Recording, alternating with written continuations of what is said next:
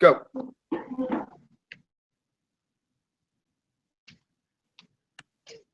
Please begin. Welcome, everyone. We're so glad to have participants across the country to be part of a dialogue that connects the dots for CTE STEM maker movement, really bundling it together, a conversation of engagement and applied learning. Certainly, as the Southwest K-12 sector lead for DLR Group, lots of conversations related to how this is really starting to be more and more a catalyst and an accelerant for enhanced engagement for kids, and with that engagement, continued success. Certainly, there is the push and pull of Generation Z, pushing their multifaceted lives and how they would like to think about their futures versus the full workplace, and their task to stay relevant in an ever-changing creative economy. Certainly, there is also an upcoming election, November 8th, important in many, many ways. I like to focus on the importance of all of the bond elections, the investment in schools, and its ability to, in fact, really partner the discussion of space and how it can enable teachers to do what they do even better. We're very pleased today to have a very notable panel of educators, and starting with Jean-Claude Brizard, who is with partner with us in Joftus, but is a lifelong educator. We focused on scaffolded learning and student success. I'm going to keep these pretty short. I could talk a long time about JC, but we've got other things to end to today. Also with us today is Ted Wells with STEM Connector.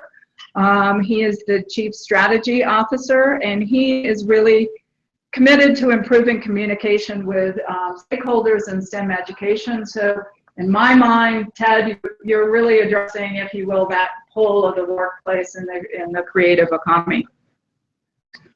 So with us today are educators, Cliff Migal with Western Maricopa Education Center, or known as West-MEC. I think West-MEC represents an incredible story in terms of their history over the last decade or so, some of the interesting funding arrangements that are really pushing Arizona to the forefront in CTE education and that connection to workplace. Also with us today is Dr. Jane Bradley, the VP of Academic Affairs from Hawkeye Community College in Waterloo, Iowa. One might say, why Iowa? Jane is going to tell us a little bit more, but I was actually looking at a lot at the changing rules and regulation and legislation related to dual enrollment, the role of community colleges, student success. And last but not least, with us in Denver today, oh, and I'm sorry, I should mention Barbara Thompson is with Glendale. She is the Business and Finance Director at West-MEC. Last but not least, Ron Bogle, who is CEO and President of the American Architectural Foundation. Their mission is really focusing on livable communities, and what is more important to livable communities than really the place of school, and a specific program in terms of design for learning. Ron has been working over the last decade to really make that connection between space and learning. So with that, I am going to turn it to our moderator, Claude. So Pam, thank you very, very much for this great introduction to the context and context. Just to echo what you just said, we have an esteemed group of educators who are going to solve all of our problems when it comes to career tech, STEM, etc. But we also have participants from across the country, from Denver to Washington, D.C., to Phoenix, to Des Moines, to Omaha, to Shenandoah, Iowa, Columbus, Ohio, and Portland, Washington. So this really is a national conversation around STEM education and, of course, career and technical education. Pam talked a bit about, I guess, connecting the dots. One of the things I'd love for us perhaps to get into sometime this afternoon is the dynamism that has to exist amongst a number of different individuals or groups for this to really take life. And Ted, hopefully, will talk a little bit more about that, because I think STEM Connect can play a vital role, frankly, in being that kind of connecting tissue amongst different entities. So several years ago, I wrote an article for $5 cap-in for the College Board. In the article, I opened by highlighting several of my former students when I was a high school principal.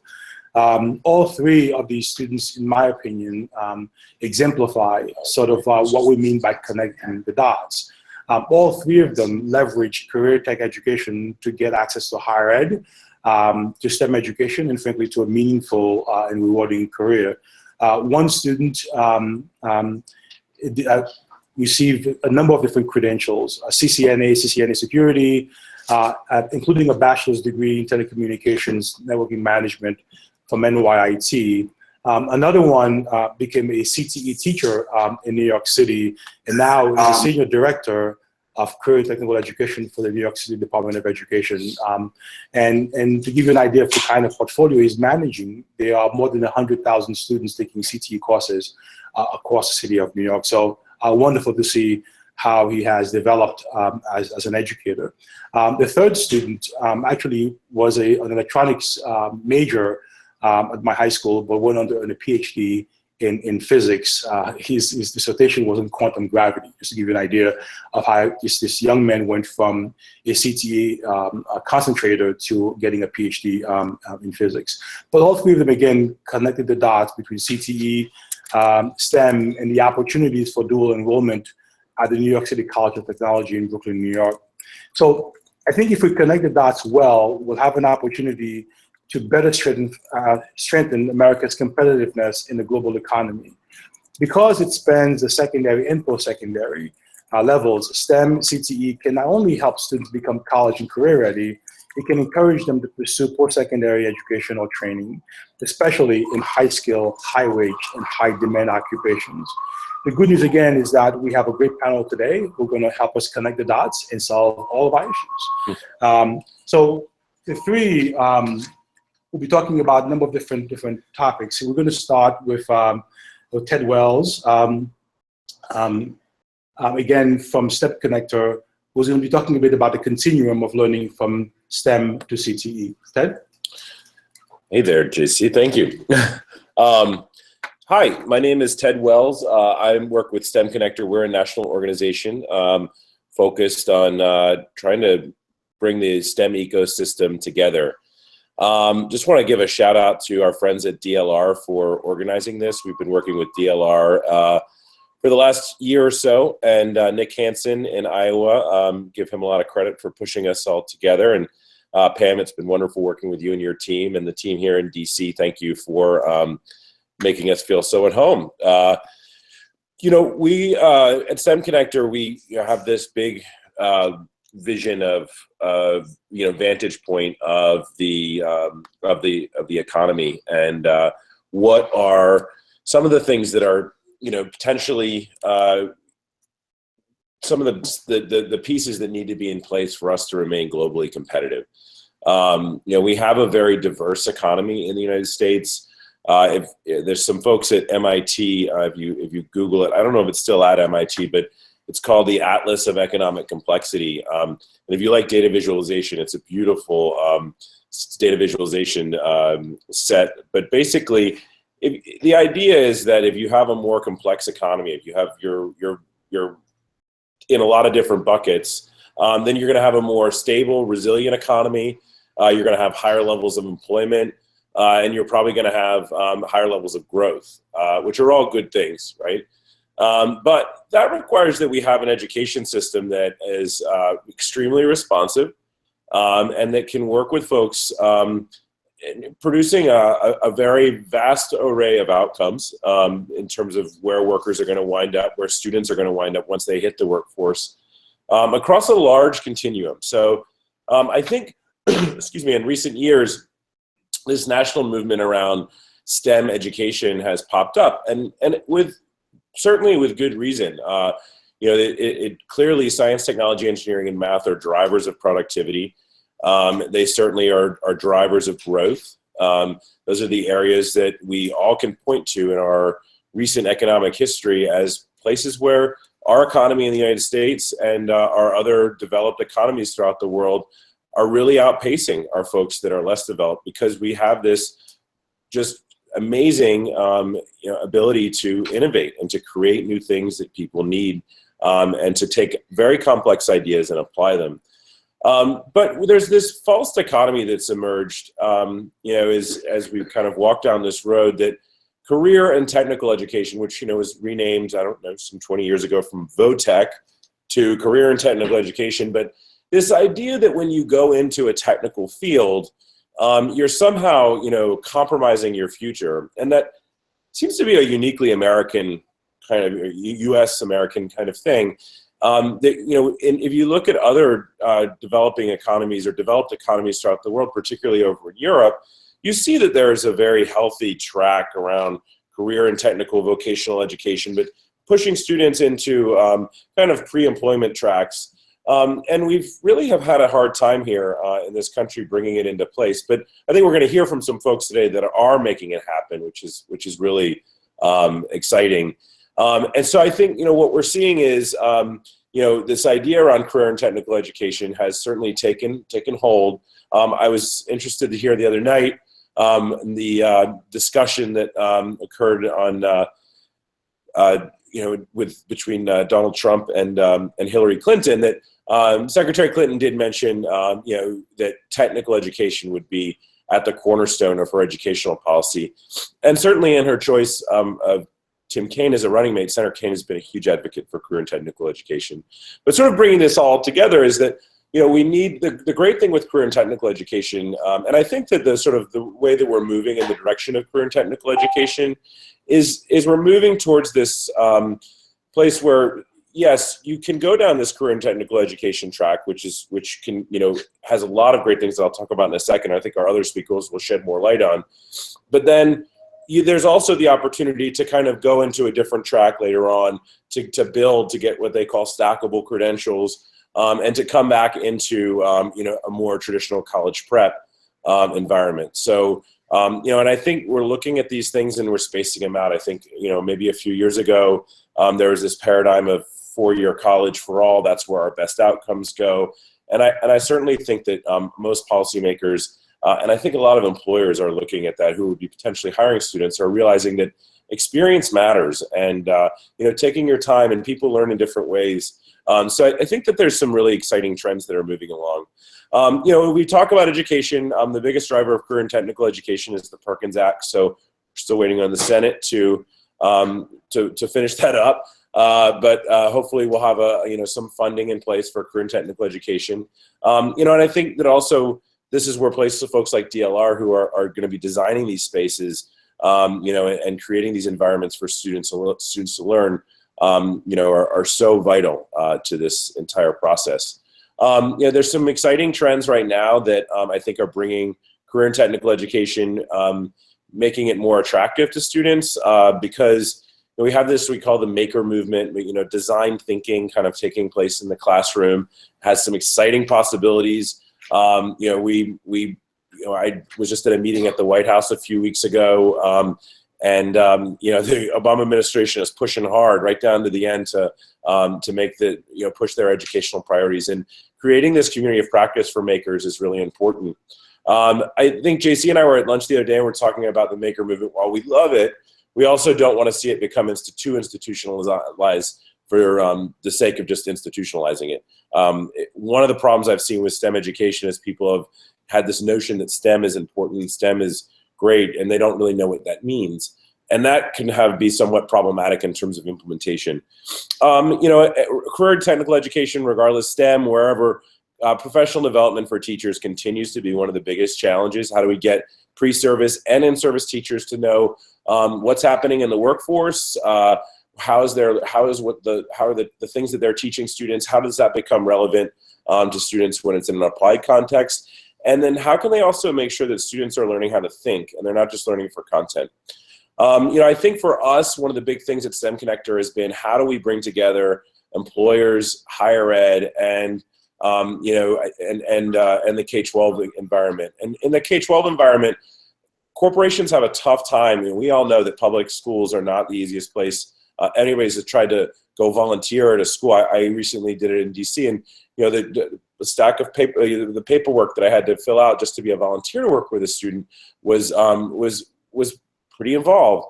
So there are opportunities. There are things like career and technical education, which starts in high school and marches up through to community college and college. We have things like career and technical student organizations. I was just last week in Indianapolis at the National FFA, which people I think of FFA and they think of people with with tractors, and yeah, certainly there's some folks that are farmers, but a lot of students are going into biosciences and animal science and really exciting careers around data, and there's career and technical student organizations for healthcare, HOSA, FCCLA, which helps a lot with the hospitality industries. But we all know that technology is an increasing part of every single industry, and that's a STEM field. Technology is, right.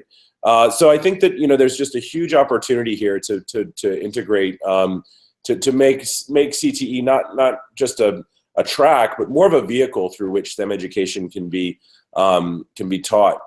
One area too that's very important. I know I'm winding down on my time, so but is around computer science, and we have a national effort right now, which is amazing to see the steam behind it, called Computer Science for All, that the president has really pushed hard to make happen, and it's going to be a question of funding, but we're trying everything. What I love about this administration has been, with their approach to education, has been let's figure out however we can make these things happen. And so they're leveraging AmeriCorps funding. There's all kinds of vehicles that they're using. National Science Foundation is pushing hard. But teaching computer science through CTE is going to be something that happens in the next few years, which is really exciting. We want to make sure, kudos to my home state of Rhode Island that just pushed hard to get computer science, I think in half the schools, and in a couple of years it'll be in all schools. So there's just a lot of opportunities, there with career and technical education, and also to integrate computational thinking, digital fluency, as desired outcomes for all sectors of our educational system. One of the challenges that we have with computer science is we have a major issue with career and technical education, is with stigma. We, particularly in first-generation college families, you have this, you're not going to go into manufacturing, you're not going to go into agriculture. Those are fields that we want you to leave. And we know that it is really important that students enter into those fields, because as I said, we need those workers, but also those are great jobs. I mean, you can make a lot of money in manufacturing, and actually you can be a highly desirable person to continue on into a 4-year program if you come out of a great community college like Hawkeye, and then you'll hear from later, and then you go right over to the University of Iowa to Iowa State, finish up a 4-year degree. You're extremely desirable for an employer. So I think too that we need to figure out how to keep industry at the table. They can get really impatient. Rightly so. That's part of the way that they work. That's why our industry in the United States is so successful. So we need to figure out how they can support each other, and that's going to require some work. And then we need to focus on, I think, integrating technology effectively into our classrooms. That's just not giving kids iPads. That's really thinking about ways that we can use technology effectively. So I encourage you to learn more about us at STEM Connector. We'll have a new website at the end of November that will be amazing. But in the meantime, check out our legacy site at stemconnector.org. My email is ted.wells@stemconnector.org, and happy to field any questions, I think, at the end of this. And I think the housekeeping note is that our hashtag for Twitter is Applied Learning Chats. So if you want to, and also if you're on YouTube and you want to ask questions, there's a space for you to enter them in. So thank you, and I'll give it back to you, Jason. Yeah, and Ted, thank you. That was terrific. And I love this idea of making sure that we don't just give kids iPads, but teach them how to use it, integrate it in the curriculum. We have an old saying of dropping the box and running. Let's not do that in our schools, right? So I have a quick question for you before we move on to Cliff and Barbara. You talked a bit about the dynamism, the different partners that have to exist for this to really work well. And I know as a principal of a CTE school, we struggle with keeping our teachers current and the curriculum current. So who are your partners at STEM Connector, and how do you leverage them? Well, I mean, a lot of the folks that, so for example, we're working with Tata Consultancy Services, which is probably a leading technology company in the world. And we are working on this computer science question, and how do we, how do we expand access, and how does one of the challenges with computer science is it has a very short half-life. So whereas like maybe math, with the same math, more or less, we're teaching, new tools are coming in, but more or less it's the same. Computer science, I mean, things move quick, right? Even since we started STEM Connector 5 years ago, just looking at, going out and looking at what companies are needing in terms of technology talent, it's amazing. It's just changing so quickly. So I think that we need responsive, small NGOs, but those NGOs that can also partner. So those are, your sort of local, like, folks that maybe it's you've got these big behemoths now that are doing a lot of work, like Code.org. It's doing an amazing job on a lot of different fronts. You've got Girls Who Code, Black Girls Code. You've got all these NGOs, but also how can we plug them into the organizations that are tapping into those community resources, like your big youth groups. There's the Big Six, right? There's the 4-H, the Girls Inc., Girl Scouts, Boys and Girls Club, the Y, and Big Brothers Big Sisters. I think and if I forgot one, I apologize, but all those groups, the Boy Scouts, they're all trying to stay relevant, and they're all trying to get make sure that students who are going through their programs are getting those tools. So I think the thing is, like, in a community, every single community is different, so there is no one size fits all model, but there is kind of an approach that's, who are the strongest partners in our community that can help us make this happen? Who are the people that are sort of most willing to be a part of this, of the solution, and bringing them in. I mean, I know Rob Denson at Des Moines Area Community College has done a lot of this work in Des Moines. Just, you go out and you find people. If people sit around and start talking about things and they don't want to commit, then move on. I think you want to find people that are really willing to step up, willing to make decisions. And once you have that, then I think you've got something. So, I mean, it's important to keep thinking about what is often referred to as this mutualism. Mm-hmm. So the different entities have to benefit from each other for the work to actually sustain. I mean, if only K-12 is benefiting, you're not going to keep higher ed or the industry at the table. But all three have to understand that they are totally in this true. for the win. Yep. Thank you. So next we have Cliff and Barbara, Cliff Migal and Barbara Thompson from West-MEC. It's always great to talk to people who are actually doing the work in schools with real kids, real young people. So Cliff and Barbara. Thank you. We appreciate the opportunity. You all are talking about being that it's in the afternoon. We're still in the morning out here in Arizona. So, we have to wake up a little bit more. But we have a team here, and we have several one of our member districts, Freya, is here, the superintendent and assistant superintendent here, Tom and Dennis. And so we want them to participate in this also. I think we can first start by just talking about what West-MEC is, and give some examples of how we actually do some things here from what Ted was talking about in terms of partnerships, business and industry certifications, licensure, those types of things. West-MEC is a joint technical education district, commonly known as an area VOTEC center, and there's 14 in the state. West-MEC happens to be the largest in the state, and we're still youngsters. We started out in 2003 with no students and 5 staff members. Today we have 29,000 students enrolled in some form, some shape of a career in technical education. Being a joint technical district, we're an overlay district. So, for example, Dennis with Freya, their school district and their community had to vote to join West-MEC.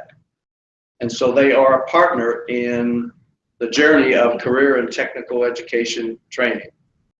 We have 12 partner districts and we serve 46 high schools. And so we have a vast array of programs that we offer. We're in the process of building out 4 campuses and hope to get to a 5th over the next 3 or 4 years to encompass all of those 29,000 students and growing that we need to serve in career and technical education. Our funding base is spinning off of the state basic aid. We basically have a weighted factor, so it spins off of our FTE, and then there's a weighted factor that increases that FTE, and then we get the same, basically the same basic aid that any local school district would get. And that becomes our basic funding, as well as the property owners in the school districts that are part of West-MEC pay what we call a 5-cent tax. And so it's basically $5 for 100,000 valuation per year, and that goes into the coffers, goes back to the state, and we draw off of that as a part of the basic aid. So that's our basic formula for being able to operate in the state of Arizona. There's several other states, Ohio included, which I'm from, that they do it a little bit differently. But kind of spinning off of what Ted was talking about a little bit, our funding base is that we support what's happening in the local high schools. We have what we call satellite programs that operate in the local school districts. West-MEC can collect a 0.25 of funding for those programs, and we give about 85% of that back to those local districts to be able to operate those programs, as well as their Perkins dollars that they can use, and any local dollars that they desire to put into CTE. That combination of local dollars, CTE, and that 0.25% that goes back to that local district. That's how they operate. We are responsible by statute to oversee those programs that are in the 46 high schools. So we have a total quality program that we have teams that go out and work with the local district and do quality audits on those programs to make sure that we are meeting the letter of the law and that we are providing the quality programs and opportunities for young people. So that's our base structure. Students can take programs in their high schools, and then we have what we call unique offerings or central programs at our campuses. And I'll just give you a couple examples. We operate an FAA-approved 147 school for airframe and power plant technicians. It's 1,900 hours of training. Students go to their local high school first in the morning and then come to West-MEC campus in the afternoon. So our primary school day runs from 1 o'clock till 6:30 at night. And then we offer adult training after that. We also offer adult training in the morning as well as the evening. So we're a school choice. That's an important piece, especially as a student is thinking about going to their high school from 7:30 in the morning, Dennis, till 12 o'clock, 12:30, and then coming to West-MEC at 1 o'clock. They have to provide their own transportation. So there's a commitment level there as they have to get there, as well as the choice. They do not have to come to West-MEC and spend another 2.5 hours to 4 hours a day in some form of training. And so it's very important that we understand that that is a matter of choice. So everything we do, as Ted was mentioning, everything we do starts with business and industry. If we do it in isolation of business and industry, we fail. We just fall flat. So we start with industry to determine what are the programs, what are the opportunities for young people What does that job market really look like? And we use business and industry to shape the programs, to shape the buildings, to shape the technology, to shape the internships, to shape the entire program. And so we have to be very diligent to listen to what business and industry says. We have to be able to respond to business and industry. If we don't, they walk away. We just opened up a energy training center, 42,000 square foot facility in cooperation with Palo Verde Nuclear Plant, APS, which is our utility company, and in cooperation with Estrella Community College. So we have designed a pathway where a student can get training in electrical, mechanical, instrumentation, control, robotics, and automation, and stay on that campus and carry all the way through the associate degree. They can enter, exit at different times, but they have those opportunities available to them. Could we have done it without the business partnership? Absolutely not. Can we do it the whole pathway without the community college? Absolutely not. Can we do it without our member district partners? Absolutely not. It is a complete partnership from the start of CTE at that local high school level all the way through to certification, licensure, and beyond. Students come to CTE programs, and we all know this, come to CTE programs for various reasons. Take the aviation program, which is 1,900 hours. Those students spend 4.5 hours a day, 5 days a week, plus some summers to get all 1,900 hours. We have 90 students in training. Every year, 45 of those students complete, and at least 10 to 12% of those students do not go on to get their A&P license. So obviously we ask the question, why? Why did you even take the program if you didn't want to get the license and you didn't want to go into the employment field? And every time we ask the question, every one of those students say, I came into here because I'm going to engineering school. And I wanted to learn systems. I wanted to know how things connect. I wanted to know about propulsion. I wanted to know about hydraulics, pneumatics. I wanted to know about electronic systems. Sounds like STEM. So again, connecting the dots, STEM, application-based training, CTE, it all is applicable. It all goes together. The same thing with the energy program. Students can go in and get a rounded opportunity or exposure to various areas of expertise and then be able to use that and move that forward. I think I'll stop at that point. If somebody wants to add in, Dennis. Thank you. It's a wonderful forum, and again, it's great to be here. A couple of things that, going back to the original conversation as well, a couple areas I think that need to be vetted stronger at a national level are how we incorporate our teachers in either retraining or being able to have the aptitude of learning about industry.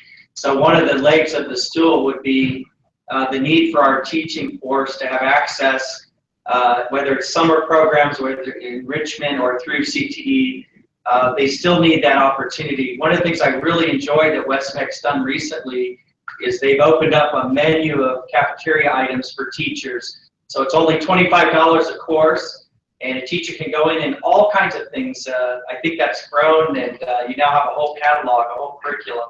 So that's a nice example of what we can do for our teachers so that they can have access to some of these opportunities, particularly in STEM and learning about STEM activities.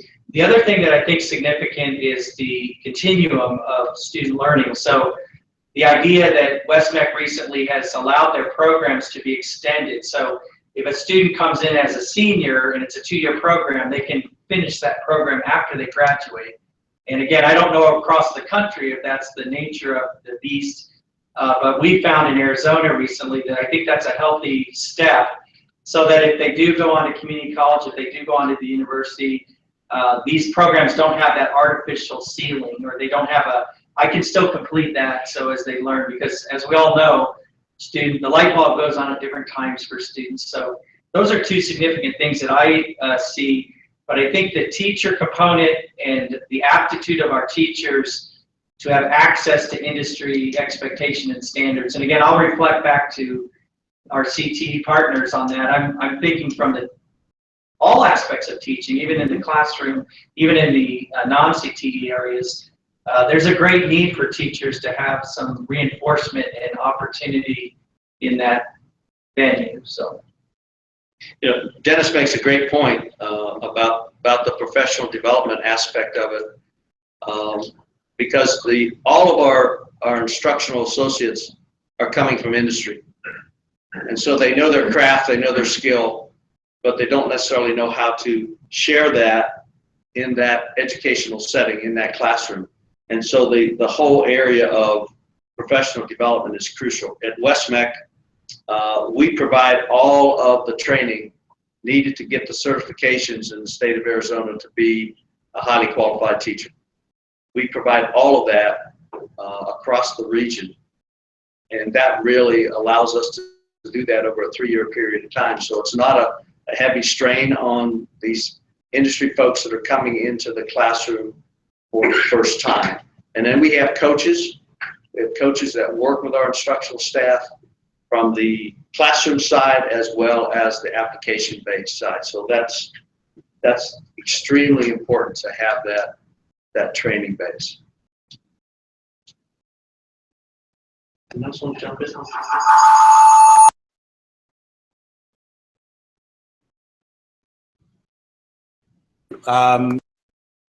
Team, thank you to the team. That was terrific. There's so many amazing nuggets of information that you just shared that perhaps it's worth going into a couple of them, if that's okay. One, I love the idea of looking at teacher development, keeping teachers current. Many of us talk about externships when it comes to staff. And this idea that the community college and the industry are fundamental to the success of the program, I think, again, it was worth mentioning. I grew up in New York City. I work in New York City schools, in New York State schools for a long time. So I'm familiar with the BOCES model in New York, as well as the regional vortex centers in Massachusetts. So it's amazing to hear how many of those exist around the country. It sounds as if you guys are doing amazing work with your 29,000 plus students. If it's okay, I'd love to get perhaps a bit more granular into how you actually maintain, again, this dynamism between the community college, industry, and the program to keep curriculum current. So exactly how do you do that? So if you have folks who are watching across the country, so if they can come to the center, they can actually emulate some of these best practices. So exactly how do you do that? Well, I'd be facetious and say we go to a local bar and work it out, but I think you want more depth than that. It really is a continuum. It is a partnership where we have to continually work at it and be very upfront with each other and force ourselves to meet, to continually review what's happening. A couple examples in the energy program, the APS has assigned one of their top trainers to be a part of our educational staff for 2 years to help design, develop that entire curriculum, the projects, things that happen in the lab, etc. They're right there working with us. The community college is on campus. They have offices on campus where that program is located. So it is almost a daily collaboration of the college staff, as well as the West-MEC staff, as well as the Palo Verde nuclear plant staff. And so that's an easy one. That's an easy one to work because they're right there. Where we don't have that, we really have to force it to sit down as a part of our quality improvement process, be able to sit down with the key partners and take a look at it. That's part of our advisory council process that we, in the meetings 4 times a year with industry and educators as a part of the advisory process, we look at the curriculum. we take a look at it and see what we have done this past year and determine, are there things that we did that we shouldn't do? Are there things that we did that we should do better? And so there's systems in place to allow it to happen. If the educational staff and the industry folks don't work at it, it will not happen. And so I kind of look at it that when we start with industry, we're becoming engaged. And as we work through the process in designing and developing a program, we're dating. And once we decide that we're going to have that program and we're going to build the facilities, we formed a marriage. And like in any marriage, we all have to work very hard. All the partners have to work hard to make sure we don't get divorced. Mm-hmm. And that's the key to it. We have to communicate. We have to be upfront. And if something's not working, we have to say so. As a part of that process, have we disinvested in some programs? Absolutely. But it's a partnership decision to disinvest in a program that's not working right for young people, not working right for the community.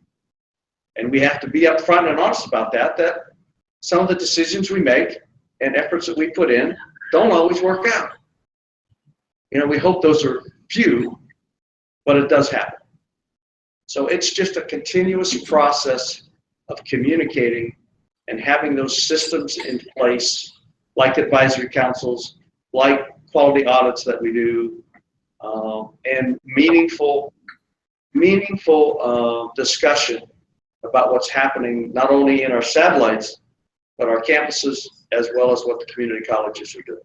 I think some of the training too, we just completed one recently over at West-MEC, but one of the things too is that the stakeholders, they're not limiting the conversation to just a particular group.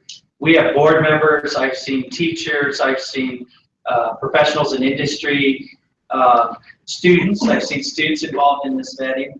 But one of the things I do admire sometimes is when I go to the meetings, they're gathering information from a very wide cross-section of individuals. Now, you guys may be doing more technical things, but for the part that I'm exposed to, I think that's very healthy, because I don't have to go back to my board members then and try to re-explain this at a board meeting, or I don't have to go back to teachers that are involved. You know, you have those early years and they naturally infiltrate your district. So, so I think that's another healthy practice, that you don't limit the amount of voices that come to those partnerships or opportunities. And so from a marketing standpoint, I think that's been very helpful. I might add that we also pay our teachers in our member districts to go outside each summer when the opportunity presents itself, so that they can go work in industry, so that they stay abreast of what's happening also. So we pay our teachers to do that every summer. Thank you.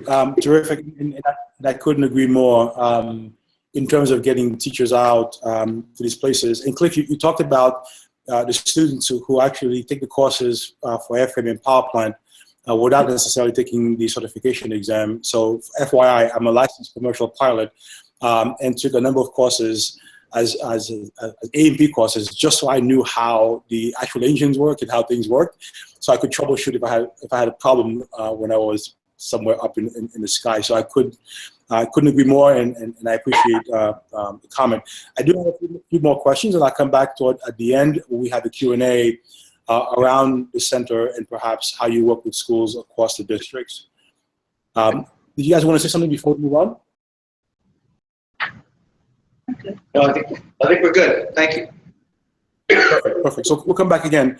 So next we're going to move to Dr. Jane Bradley, who'll be talking about advanced placement, I hate to say versus certification of enrollment. I spent some time at the College Board, and I can tell you that was something we're trying to dismantle as well. So hopefully you'll have an answer for us. Well, thank you. It's good to join all of you, and good morning and good afternoon. I just returned from Arizona. It's gorgeous there. Still experiencing the jet lag, though, from the time change. But thank you for having me. It's a great conference. Yes, and Pam, I want to compliment you on including Iowa. We are a leader in STEM education very proud of it. Our governor supports it, and Lieutenant Governor, and we're one of the top states for offering dual enrollment to high school students. So I'm very proud of the state of Iowa and what we are doing and what we're accomplishing. I do want to share a PowerPoint with you. Let's see if I can get this going. And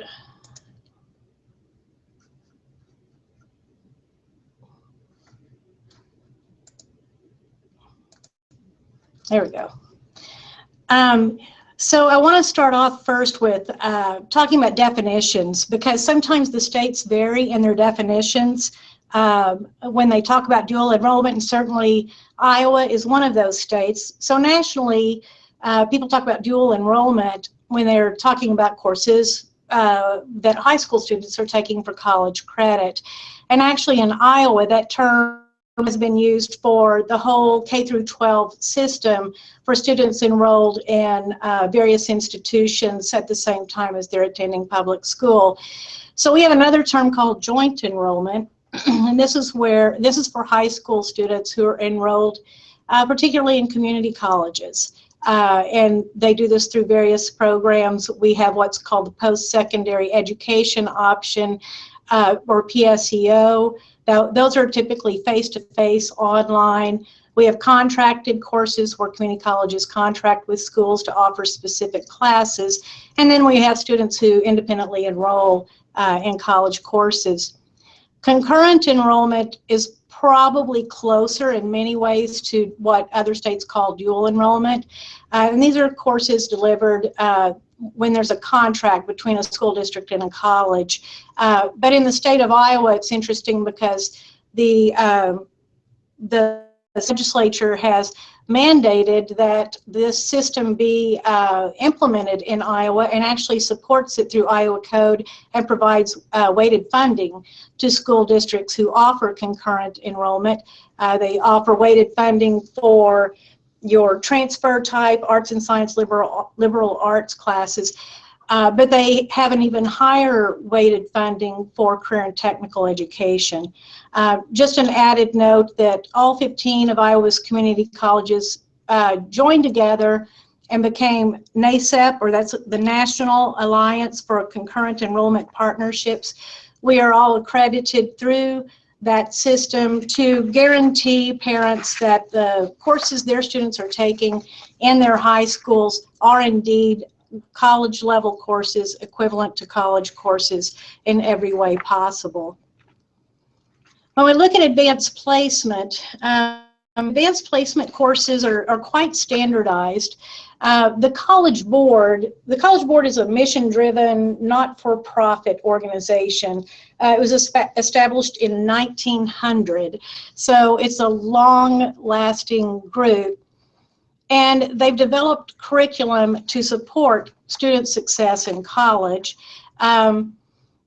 The courses offered through AP require specific professional development for high school teachers, so not any high school teacher can teach an AP course. They do need to go through College Board approved professional development, and these courses are audited by the College Board. So you can see there's a great deal of regulation associated with these courses, which I'm sure is in place to maintain integrity and maintain the reputation of these courses.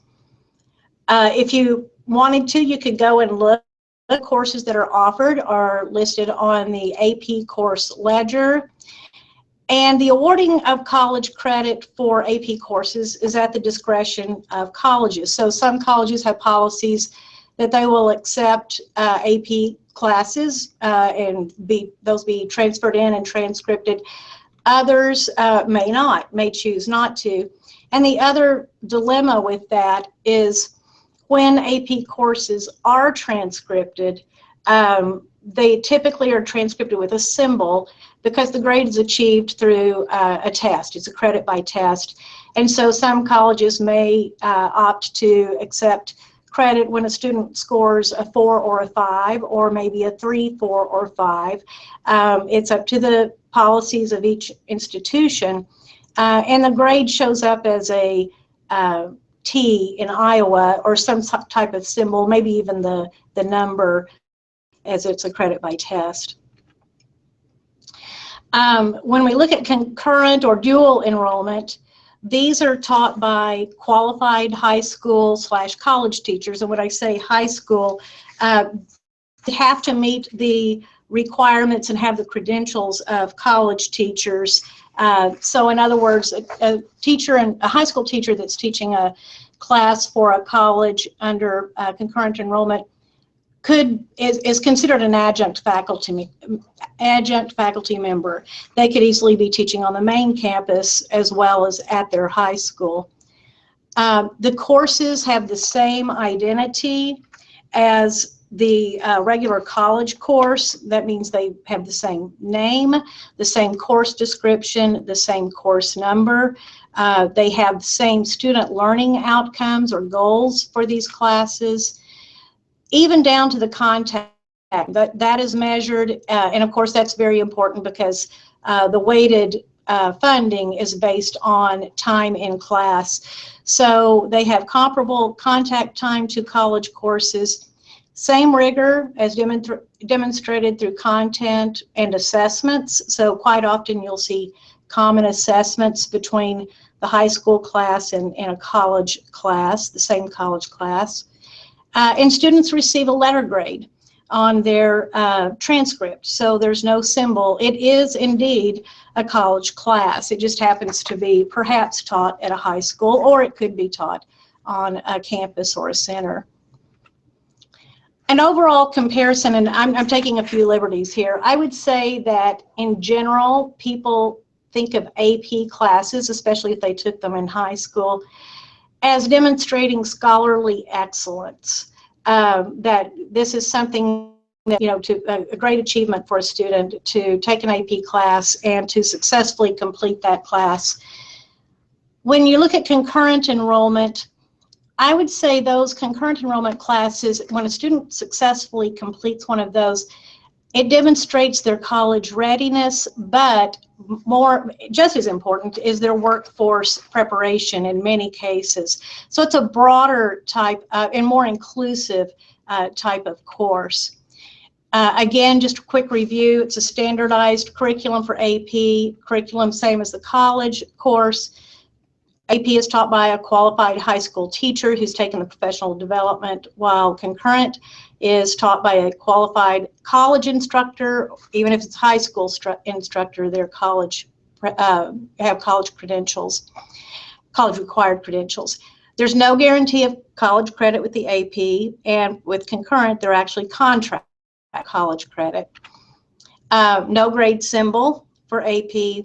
They do have that for concurrent enrollment. And here's something that's kind of an interesting dilemma for us, is when a student takes an AP course and they test, and if they score a 1 or a 2 and it doesn't count for college credit, it doesn't wind up on a college transcript. However, if they're in a concurrent enrollment class and they earn an F, they get an F on their college transcript, and then that's permanent. They have to live with it. And that's something that is of concern, because sometimes, students in high school may not realize, just how important it is that they do well in their class, and if they're not doing well, they seek appropriate assistance and resources and so forth. So that's a common conversation of high school students starting off with transcripts where they've had some difficulties.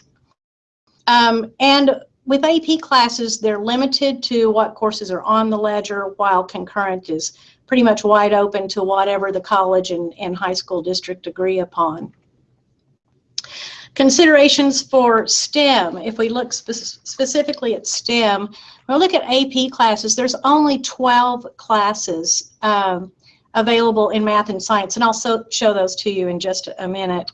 The courses typically count as liberal arts or arts and sciences credits if they're accepted at the post-secondary level. They are typically more appropriate for traditional 4-year or transfer degrees. So I say traditional, they're not as flexible when we're looking at someone that wants to maybe go into engineering or medicine or research. They perhaps may fit that sequence better. They do have high recognition, scholarly achievement, and they do provide for a GPA advantage because they're often, at least in Iowa, they're weighted more heavily. So on a grading scale, 4.0 grading scale, an advanced placement class can count as an A or passing, and that can be counted as a 5. So you often have students that can graduate with GPA over a 4.0, which is quite interesting to me, that you can have a graduate come out with a 4.5 on a 4-point grading scale. Here are the classes that are offered. If you look at the ledger, you'll see, find these classes, and you'll see they're limited. You've got calculus, there is some computer science, and then the sciences, you see a variety of biology, chemistry, so life and physical sciences. Limited in the amount of technology engineering types of courses available. When we look at concurrent enrollment for STEM, again, the courses are limited by an agreement, and I say limited, they're only limited by the agreement between the college and the school district. They can also be liberal arts or arts and sciences classes, but the most important thing for this discussion is that career and technical classes do fit within the concurrent enrollment model, and so students can get opportunities in applied science and technology. Something that is well known and studied is that an early start on STEM in college is important for success. If a student makes the decision to go in a STEM field later in college, it's been shown that they're less likely to complete because of the way STEM programming is typically structured. It's with a sequential type of structure. You have to get through one set of courses to advance to the next and the next. And if a student struggles or doesn't get started until late, they quite often don't finish. And that relates to this next point, that a student taking concurrent enrollment has the opportunity to complete a STEM sequence at the same institution. So for example, if a student took an AP biology class, it might transfer into a university, but when they take the next course, it may or may not be aligned with the class they took, and could make it more difficult and make it less likely that they are successful once they reach the university. Also, concurrent enrollment allows for engagement with business and industry.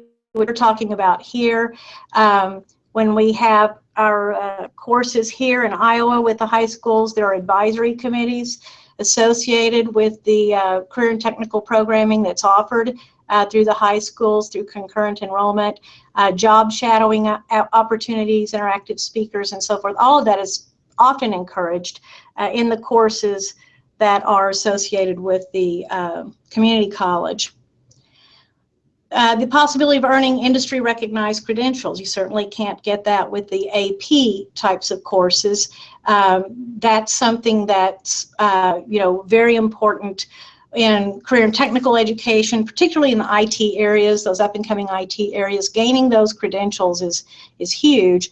And so the way for high school students to achieve that is often through these concurrent enrollment classes that they're taking with the community college. So in conclusion, three points. This is my perspective. There are advantages to both. It depends on what a student's goals are, where they plan to attend next for their post-secondary education. But while highly recognized for scholarly excellence, advanced placement is limited with respect to preparation for the variety of STEM careers that currently exist and will exist in the future. It's constantly changing and expanding.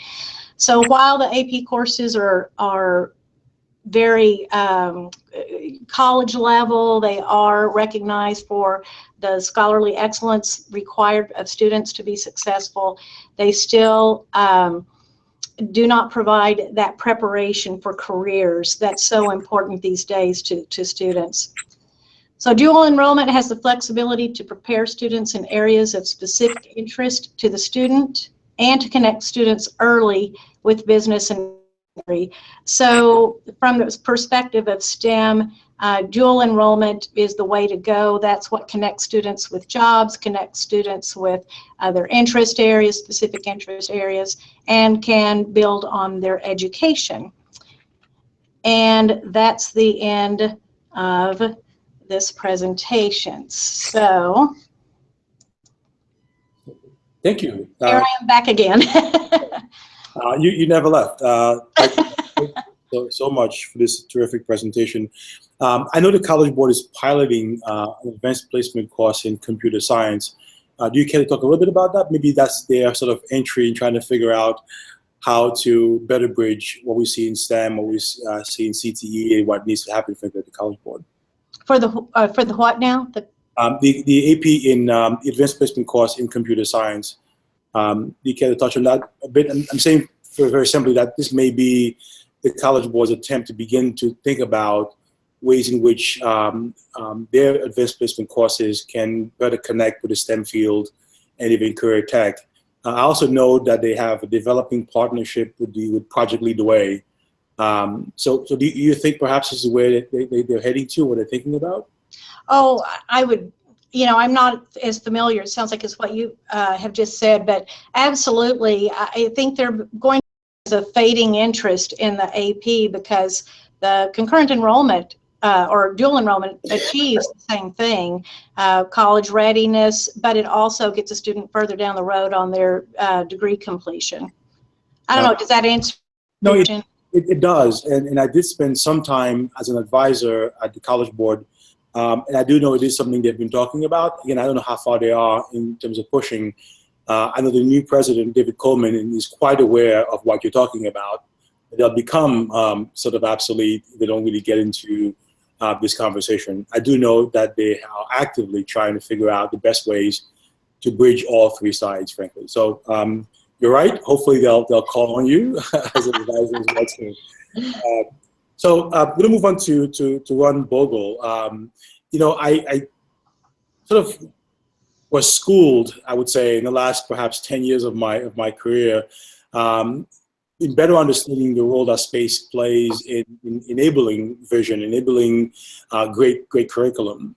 When I was a principal, again, some 17, 18 years ago, and trying to change an old-fashioned vocational high school into a 21st century CTE school, we found ourselves taking apart these massive benches that were anchored to the floor. Very difficult transformation because what was built like 50 years ago and built for a different era. I know many of my colleagues are struggling with this across the country. So hopefully, and not hopefully, but in my work with Pam and others, I've come to really understand how innovative architects are and frankly how they can help school districts and schools better understand what should be and what should exist. And when we work with them as partners, educators and architects, wonderful things can happen for kids. So Dr. Ron Bogle, would you help us better understand that well?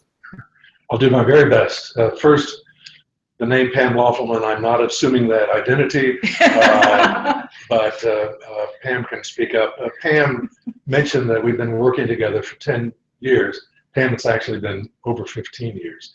Time flies when you're having fun. And I've learned so much working with professionals like Pam, who have been engaged in the field for a long time and thinking about the relationship of design and learning.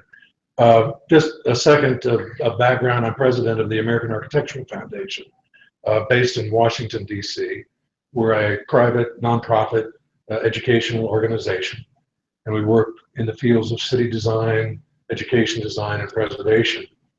And especially around education design, we have been in the field for the last 15 years or so, worked with over 100 school districts on the design of the learning space. Over the last 2 or 3 years, though, we've really begun to move more toward sort of the interaction of design with new and innovative educational programs. And so DLR is one of our knowledge partners on that program. And we're really looking now at how does the design of the learning environment support STEM or personalized learning or other kinds of non-traditional activities in schools. If you imagine in your mind what a school looks like, I imagine we all concoct this classroom with students in a row and the teacher up front. And that worked for a different model. But now there is a national discussion that's gaining momentum around the redesign of the institution of school. How do we make the institution of school more relevant to our current culture, our current economy, our current diverse population? How do we connect school more directly to the workplace? So as we think about redesigning the institution of school, we must think about the redesign of the learning space that institution goes in.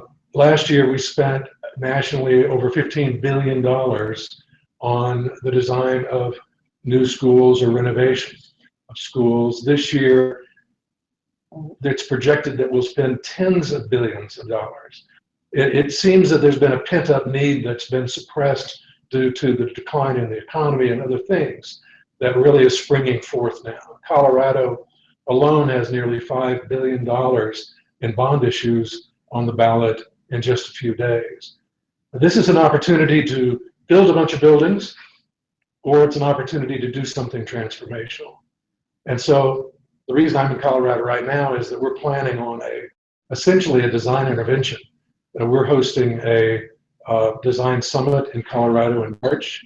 We'll be working with DLR and our other knowledge partners to bring leading edge thinking to the school districts that are going to be creating new space, new learning environments over the next period of time.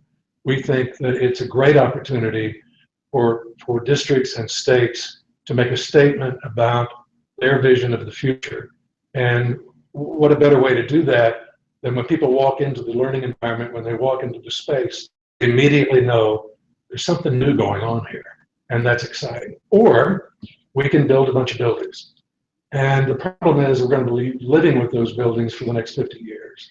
So as education continues to evolve, as we continue to advance this conversation about redesigning the institution, we're going to be trapped in buildings that belong in the last century. This is an important topic, and as I understand it from Pam, this piece of today's program leads into the next webinar that you all are scheduling as a part of your three-part series. Do we want to go through the slides? Let's go through the PowerPoint slides that Pam has created, see if I can do some justice to. I have hung out with architects for a long, long time.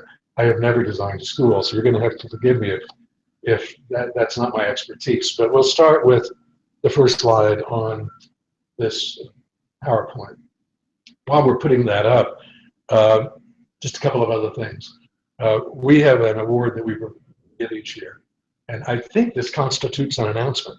DLR will receive the American Architectural Foundation's National Leadership Award in Education Design Excellence in 2017, and we're very proud to hold their work up as an example of outstanding leadership in creating new models for what learning space should look like. There we go. How space matters. So I'm going to speak at a high level about these slides. As I understand it, if you're interested in having this PowerPoint, it can be provided after today's conversation. But if you're going to change to the next slide, I think what the design process is asking us to do is set aside our old thinking about schools. And so the design process comes into this, not talking about buildings, but talking about education and talking about the experiences that educators envision that their students and teachers will want to have in the space. So this first slide brings forth some words and some concepts that begin to help shape our thinking differently about building community, about interaction, about engagement, about flexibility and agility in working with the learning space. The next slide really takes us through the first stages of what that conversation begins to look like, where we start the conversation not about how big the room should be or what color the bricks should be, but really what is the learning of the students and what is the program and how do we envision that might look. The next slide begins to take us into how that begins to get translated into space. In some cases, it might look like a traditional classroom, I guess, as that top box looks. But as we start thinking about how time changes, how blocks of time and engagements change, there are different kinds of configurations that begin to develop around what those experiences look like. And again, it's about flexibility, not only on a day-to-day basis and agility, but also over time as our pedagogy continues to change and the way we learn continues to change. The next slide really now begins to drill down even deeper in what those spaces look like and how dealing with larger areas within the school gives greater flexibility for change than just working within that singular autonomous classroom. That gives greater value to the role of space in supporting change. Again, in the next slide, we don't start by talking about buildings, but again, it's about understanding what the educational vision is and the experiences and activities that the spaces will ultimately support, and again, how you create the best value. So there are a lot of different ways in this example that students find, reading, sometimes it's in a quiet corner, sometimes it's with a group, and you have to create different kinds of spaces to support different kind of learning styles and different kind of learning modalities. And just as a footnote, as we create space in the next slide that is engaging and exciting, it really doesn't cost more to have a little fun also. And students can be engaged more in their space with color and light and display. And also in the learning environment of the 21st century, in next-gen schools, furniture begins to play a different kind of role. And the ability to play with furniture as a part of the flexibility formula within the learning environment is really important. So in the next slide, the architects begin to bring their shapes into the conversation. And the important part about this process is that people might understand that we need different kind of learning environments, but it's not intuitive.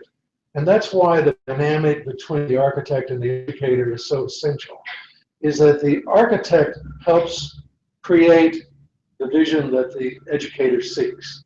The educator perhaps has created a program of great value or pedagogy that really is transformational, but may not really understand that what that space would look like.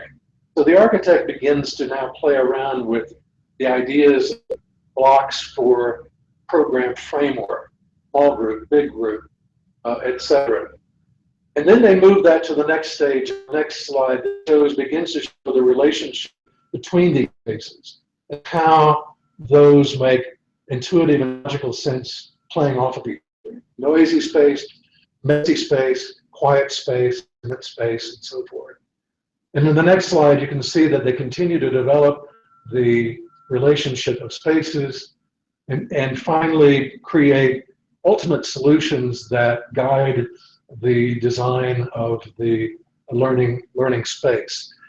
And if the process is an authentic process, if it's a process that is truly based on engagement with educators, with students, and with forward-leaning architects who bring their insight and talent, you end up with a result that's not cookie cutter and it's not something that's off the shelf, but that actually begins to look like the physical expression of the educational vision that the educators seek. I guess I would just say as a final thought, those who have been around education a while know that back in the 70s, we introduced this idea of the open space. This is not that. This is really a different kind of engagement and a different kind of thinking about how we create next-gen schools that are transformational for our students, that engage teachers in different kinds of ways than we might have traditionally thought, and really help transform neighborhoods, communities, and the next generation of those who will go into the workplace and bring value to their lives and communities. So it's a pretty important time for all of us, especially with the opportunity to invest these resources more wisely. And I guess with that, I will stop talking. And I hope this got to what you were hoping we would talk about today. Thank Perfect. you. Ron, that was terrific, and sort of reinforces for me again the importance of the kinds of collaboration between the folks who are designing schools and those who are running or teaching in our schools. In my experiences, until I would say maybe about 10 years ago, was such that buildings were built. We're ever talking to the folks who are going to be living in those buildings and teaching in those buildings. To now, perhaps, I'm beginning to see much more of a sort of a discussion and conversation about what should be. When I was in Rochester, New York, we had a $1.2 billion effort to rebuild every school in the city. When the folks who are designing the schools came and sat with me and said, well, how do we build communities in these schools? How do we get teachers and principals to sort of talk about the vision? It was a radical sort of offering we had never seen or heard before. So I'm really glad to see DLR and others like you who are pushing this conversation. So my one question to you before we jump into a Q&A with everyone is, so how willing are you finding sort of superintendents and folks across the country to really be able to outline a vision, sit with the architects? Because as you say, once you spend 40, 50, 100, $200 million into a building, it's just a 30-year commitment. And education changes much faster than that. So how willing are you finding people to engage in that kind of conversation? Well, we are a nonprofit, so we get to pick and choose who we work with. And we are currently, working with 6 districts that were selected by the Gates Foundation who are converting their districts to personalized learning. These are districts that have demonstrated a strong desire to find new strategies to create change within their district. And so the design work we do with them, the design thinking work, the design workshops, is really quite a new way of entering into the discussion about how we change school districts. So, so in that regard, we are looking for leadership across the country that are already convinced that change needs to happen, and they're in the process of looking for new strategies. And I think when we enter in with our teams of architects and they engage with the already kind of committed change agents in these districts, we find a very dynamic and positive result. But there are a lot of districts that are still, it's a very risk-averse environment, and I was on a school board in Oklahoma City for 10 years, and I know it's very easy to be criticized. So it's, especially when you're investing that kind of public resource. So we believe we have to be responsible stewards of change. We have to be able to guide change in ways that's grounded in proof. And I think we're now beginning to do it across the country through the work of great firms like DLR, but also our work, that there are new models of design that are occurring, and we need to be able to point to those to say, you're not the first district to do this. This is working on the ground in this district or that district. And I think that's a part of how we can help districts begin to embrace new visions for the design of the learning environment. I would just add, there are a lot of districts that are still engaged in a more traditional way of approaching education. In those cases, this is perhaps less of an issue than it is for those districts that are looking for new ways to engage students. So today we've talked about STEM learning, we've talked about the maker movement, we've talked about programs that really require different kinds of spaces. And so those are the areas that American Architectural Foundation is focusing on. Hey, JC, if I could just add one comment. I think that the other thing that is really happening as well is it is an amazing cultural shift, if you will, from K-12 to higher ed to workplace. And so when you start to look at some of the things that are happening in workplace design and addressing movements within the creative economy, that that knowledge and kind of research on culture and culture change and how do you enable culture change is, I believe, as much a part of the conversation in education as it is in workplace. Yeah, I mean, thank you for that. And a comment that you made, Ron, about emulating the workplace. I've seen a number of programs that do that and do it well, only because they have the kinds of flexibility and space that they need to emulate those kinds of environments, so kids know what that looks like when they go out to the world of work. So appreciate your effort, and I'll do my part from where I sit to push on the other side to make sure that we're engaging your world in a meaningful way.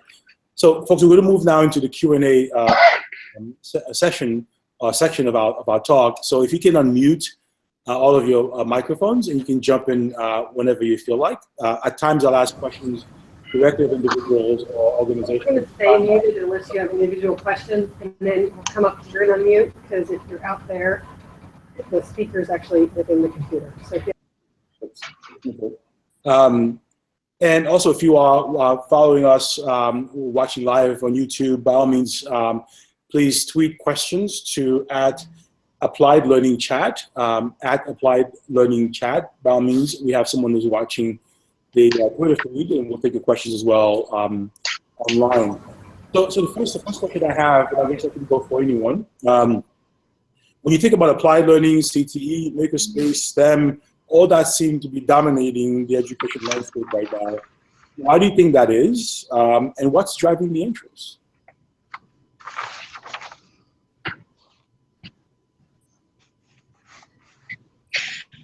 You guys want to talk? I'll pick on somebody. In STEM, in CTE, in makerspace, I mean, why the fascination all of a sudden? I can take that. Let's see, maybe I'll switch because it confuses the. Okay. Okay. Sorry. JC and I are right next to each other, which if you learn some basics about microphones and speakers. I mean, I think the driver is that, this is where we have shortages in the workforce. We don't have enough people to fill a lot of these roles. I think that, if we talk about, I think there's still a lot of residual shock from 2008.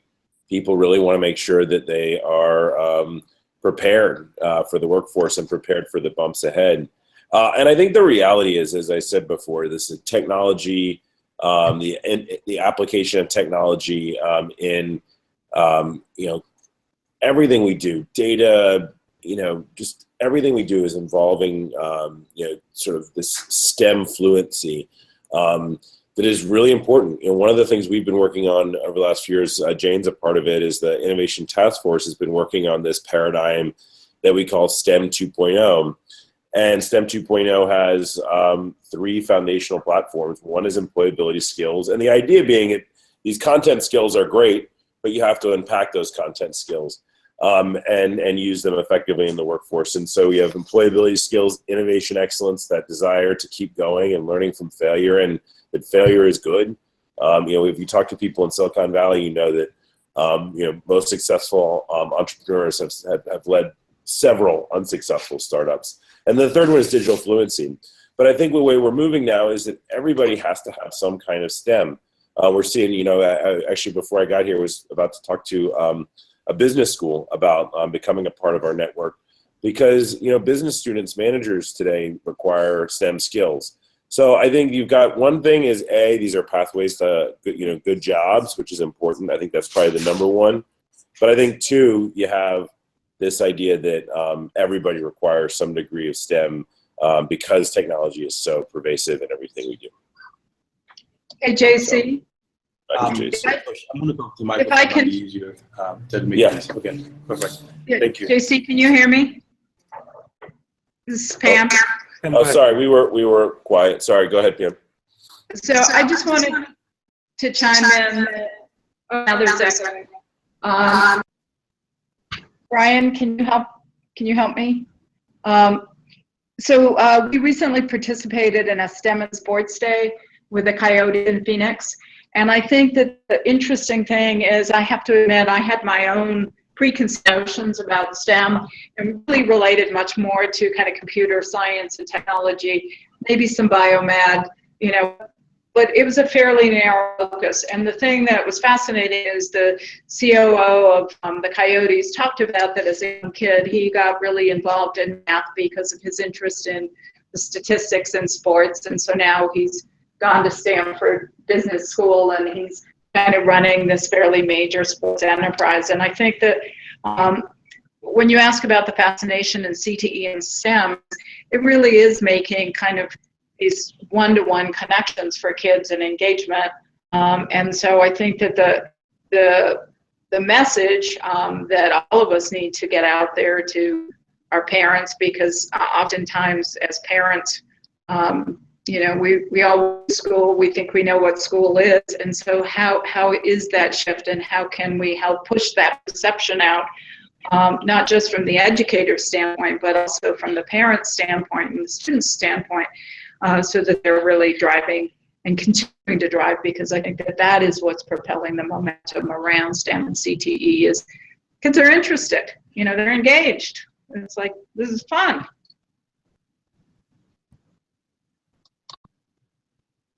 The West-MEC team. When you think about this new renewed interest, perhaps, or new interest in all of these fields, including, frankly, makerspace, and I've seen a lot of interest at the elementary school level. Do we have any? I mean, again, looking at your center, do you have data to prove that this works better than the traditional model, like graduation rate, engagement, attendance, etc.? I mean, what are you seeing in terms of the data that says this is the way to go? Yeah, we do have some data. And let me back up a second and just respond a little bit to what Pam was saying and what Ted was saying, in that, you know, our doors are getting knocked down by business and industry because of the need for a skilled workforce. Ted hit that quite well. And I don't think we can lose sight of that. And it's a skilled workforce at all levels. It's a matter of getting young people started at an early age on a track that they have enough variety of skills that they can go a number of ways. But there's such an importance of skill training today. And, you know, the STEM part of it is absolutely crucial, but it's that application base that really becomes important, that we can apply those technology skills, those math skills, those engineering skills, et cetera, that we can apply that. And that's where students shine. And that's what we find in career and technical education, that the light bulb goes on when they begin to work on an electronic system, or begin to work on a heat pump, or begin to work on a combustion system, and realize that the importance now of the math and the science. I mean, that's where it really clicks. But, you know, we're finding in the environment that we have, and part of it is the building, in that we don't have typical high school buildings at any of our campuses.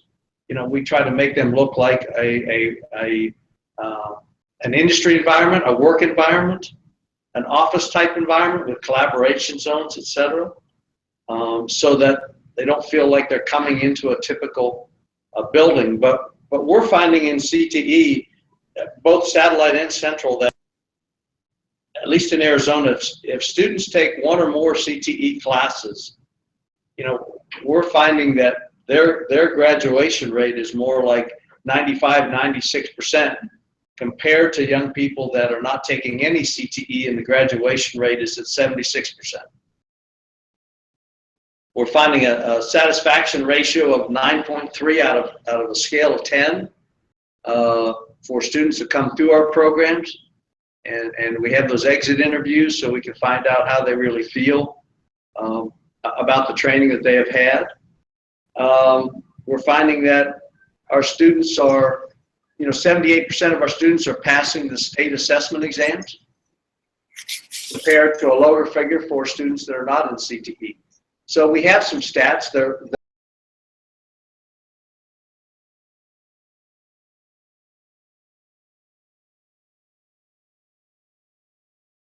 They're early stats, and we think that's just going to grow and build as we work through that connection of the essential STEM skills and the application of those concepts of STEM to the real world.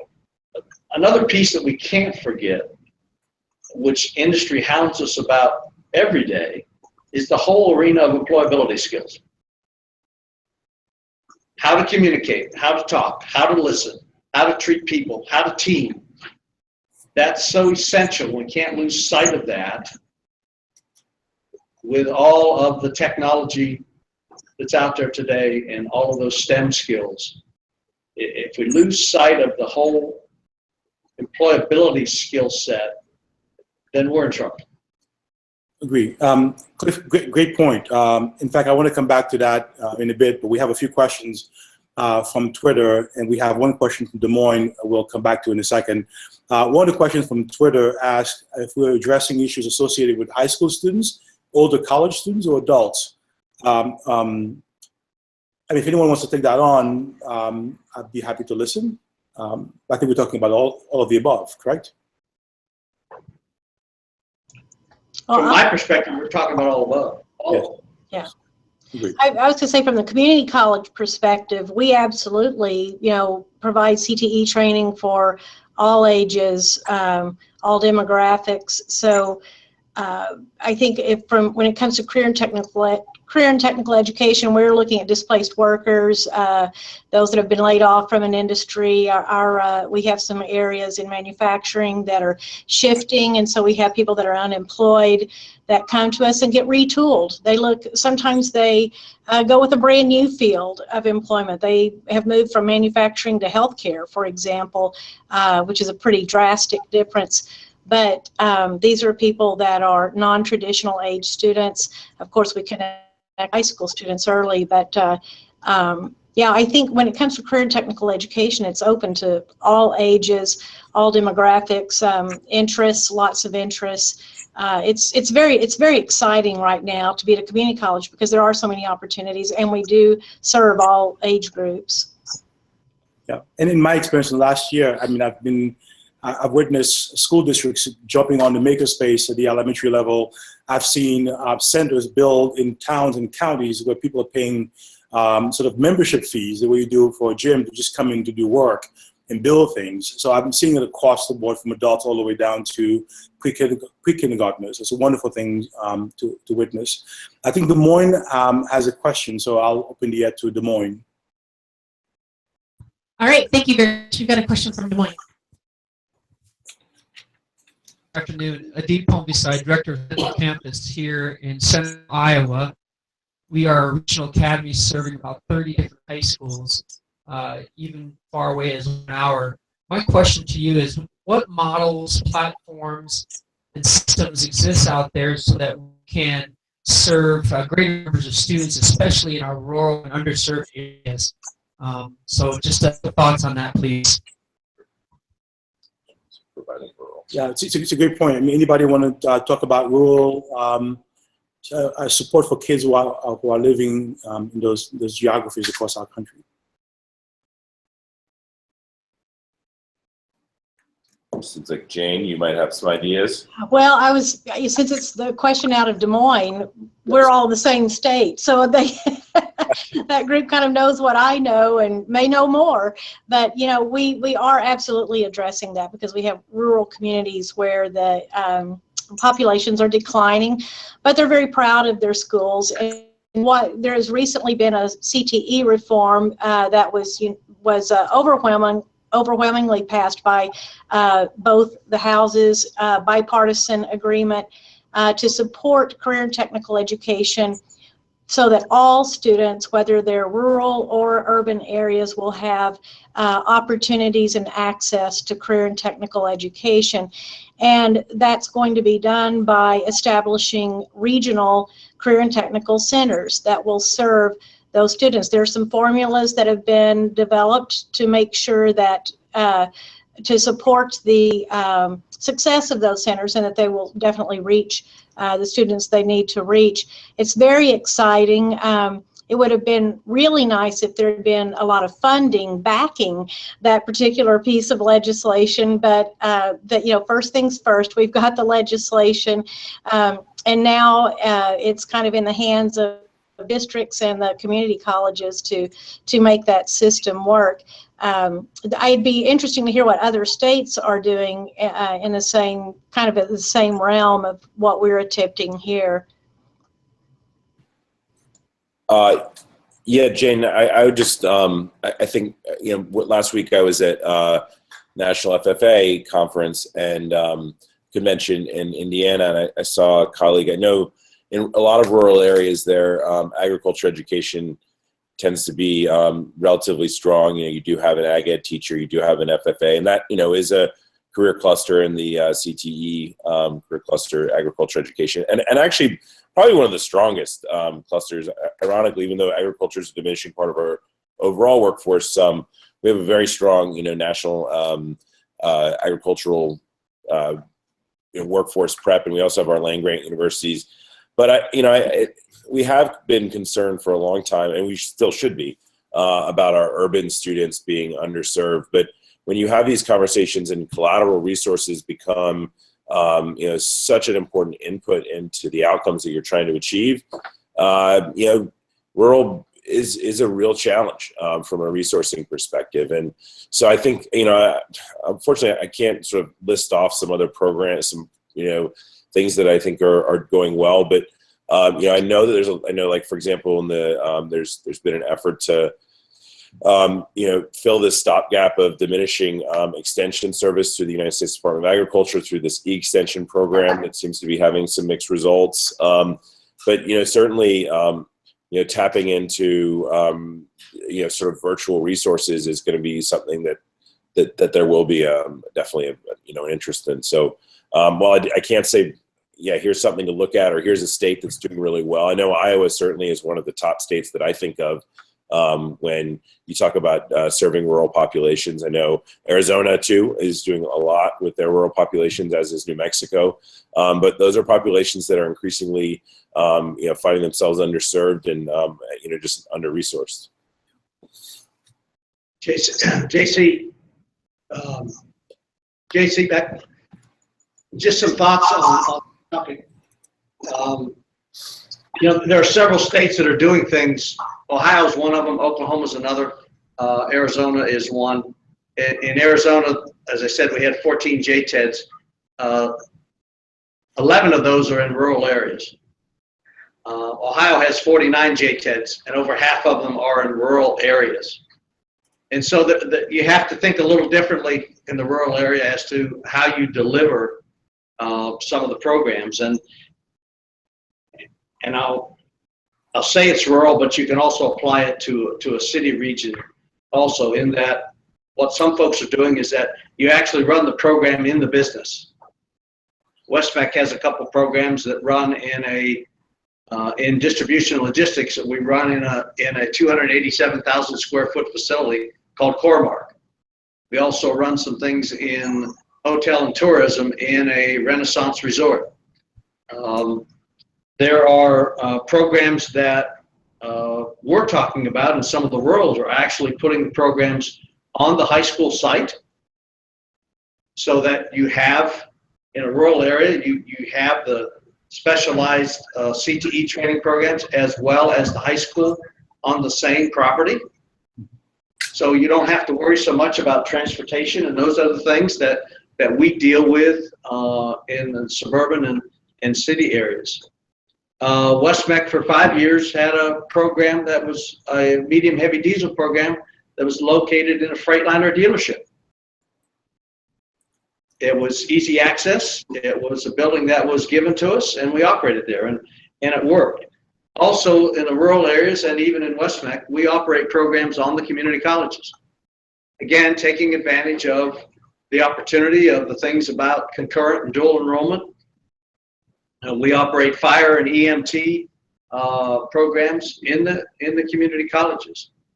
We're also, in some of the rurals, are looking at how can you work with nonprofit companies that can become a part of that area school district? We're looking with a group right now, a nonprofit group called Adelante. It's a health group. It's a community health organization that offers a variety of health services, from mental to physical to dental, etc. I mean, all of those services. We're talking with them right now that they would locate their center right on our campus. So the community comes in, the industry's right there, and we don't have to worry about the students and transportation for all the clinicals in the health world. It happens right there. So those are some of the things that schools are thinking about, especially rural schools, that they can take advantage of the resources and some of the things that some of the challenges of transportation, et cetera, that we must all think about. Yeah. Cliff, that's terrific. Thank you. And I was in Albuquerque a few weeks ago, and I was privy to a conversation about what is being done with travel run schools in that part of the country, and frankly how they're thinking through career tech, workforce development, STEM, etc. So I know a number of people are thinking about that, and I'm really happy to hear that companies, for-profit or not-for-profit, are willing to open their doors to allowing that kind of work to actually happen. So thank you. Thanks for the question, Iowa. So a few more from Twitter, and this is from Amber Bevelin. I hope I pronounced your last name properly. Basically asking, are we behind other countries in thinking through these kinds of initiatives? A lot of people talk about Germany. Is that really an exemplar?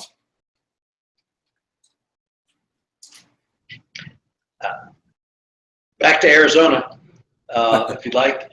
Yes. When you specifically think about the German model, first of all, I don't think we're behind. I think we're on that edge where we're pushing the envelope to be able to be creative and do some different things with STEM and with industry partners. I think it all comes back to the point that we have so many industry groups that are in need of skill training, that they want to play a role. They want to be an integral part of that educational process, and that is really healthy. I think I've studied studied the German system, spent a considerable time there. That whole apprenticeship, pre-apprenticeship model that they have is still very viable, and there are still apprenticeship models in the United States today. There's several companies in Arizona. The whole manufacturing group, machining group, has started their own apprenticeship program. And to show you how easy it can happen, they've started their own apprenticeship program here in Arizona, and West-MEC has started a precision machining and metal fabrication program. And we've just gone in and extrapolated out 900 hours out of their apprenticeship program, and it's an exact duplicate of what they do. And so the students, when they finish, are ahead of the game by 900 hours as they walk into that apprenticeship program. Same thing with when we run the adult program. The apprenticeship program offers a scholarship for adults to come to our apprenticeship program because it's an exact duplicate of that. So bottom line, I don't think we're behind. I think we just need to rally more states and do some more combination of STEM and CTE and that whole idea of the technical training. But I think that we are a little bit behind on the sense that from the political standpoint, you know, in terms of having the political will, especially in the town where I am right now, I don't think you know, we have enough commitment to expanding these opportunities. And, you know, and I know we have the capacity, Cliff, you're totally right, to be able to deliver. And particularly, you know, and I know not to always go back to Iowa, but, you know, I know DMAC has a great apprenticeship program with a company called AccuMold and is looking to expand those. So I know that Volkswagen has a terrific apprenticeship program that it's the first time outside of Germany that Volkswagen was able to train workers that, you know, lived up to the expectations that Volkswagen sets for their employees in Germany. So yeah, but I think if we're going to make it work at the aggregate, we've got to have a larger commitment of either federal or state funds to make these things happen, because I think that these are, you know, it's going to require some capacity building and getting people to the table and some proof of concept before you're going to get serious investment from the business community. Yeah, I think you'll have bits and starts, like you're saying, but I think that in the long run, if we're going to see this widespread, we need that political support. But we all know that's so easy right now. So. And speaking of political support, Paula Davis has a question I'm going to leave toward the end, which I think is the right questions perhaps to come to a close on. But I want to go to Megan Black's question from Twitter, where she asked, what role do we see that makerspace playing throughout CTE without, I guess, becoming too rigid around makerspace, and perhaps moving away from engineering to looking at agriculture, culinary arts, business pathways, etc. So how will this makerspace movement sort of feed into career tech education, or will it? Oh, I think I'll speak to that. I think it absolutely relates very well, because a lot of the value of STEM education and career and technical education is the problem solving, the creative thinking, critical thinking that goes into it, and maker spaces are designed to help develop a lot of those skills. And I think maker spaces are being reconfigured all the time for a variety of different skills. It's to the imagination where you go with those maker spaces. It can be IT related, design related, it can be construction related, very hands-on building, engineering. So we've got maker spaces coming up in our area in the library. We have a design center that has a maker space in it for anyone. It's open to the public, and it has a membership fee associated with it. Our public schools are creating maker spaces. We're in the process of creating one. I think it pulls together that entrepreneurial kind of creative thinking, pulling together all those components of science, technology, engineering, and mathematics. It's a great laboratory, a great venue to pull all those skills together. So I think maker spaces are something that capture people's imagination, interests, ties it together with those skills that are so important in that problem-solving area. Those soft skills or employability skills as well. I think it's really hard with maker spaces too, that you have this culture of creativity and entrepreneurship, like you're saying, Jane. But then at the same time, we all know that in order for us to get the outcomes that we want in the classroom, we have to be very intentional about the way that we interact with students. And so you have like two things that are kind of not at odds with each other, but are kind of moving in different directions, because a lot of entrepreneurship and innovation is sort of happening spontaneously. So I think it's just it's a challenge, because I think the question was really great. It's like we have this, we don't want to get overly institutionalized like we often do in the K-12 education space. But we also want to make sure that we're able to measure, progress towards outcomes. And I think things like celebrating entrepreneurs and communities, like the way we celebrate athletes, and finding, creating challenges that opportunities for students to share challenges in their communities through making, finding out ways to produce income for their family, particularly for low-income students. Things like that, where there's this practical application of the work that they're doing, how that connects to real life. And then, as I said, being able to measure those outcomes. And I know that Andrew Coy, I'll give a little plug for him at the White House in the Office of Science and Technology Policy. And I think he's going to stick around after the administration, but they are trying to create a community of practice. So if anybody's out there, or somebody who's a maker who's looking to, try to reach out to other makers, I know it's a community that lends itself to connection and community, but please feel free to reach out to me. I can connect you to him. There's definitely, we're trying to get corporations, we're trying to get, higher ed is doing a pretty good job actually of connecting, but those spaces and communities where people are looking to bounce ideas around, please let me know, and I'm happy to connect you. Thank you. Cliff, I want to push this question to you guys at the MedTech Center. Again, I know a number of these regional centers. Again, I worked with BOCES when I was in New York. Again, watched the work in Massachusetts with their regional centers, and even now in places like Arlington, Virginia, who have this career center, a lot of people tend to at times struggle with the fact that some high schools will only send certain kinds of kids to the centers, to the sort of CTE centers.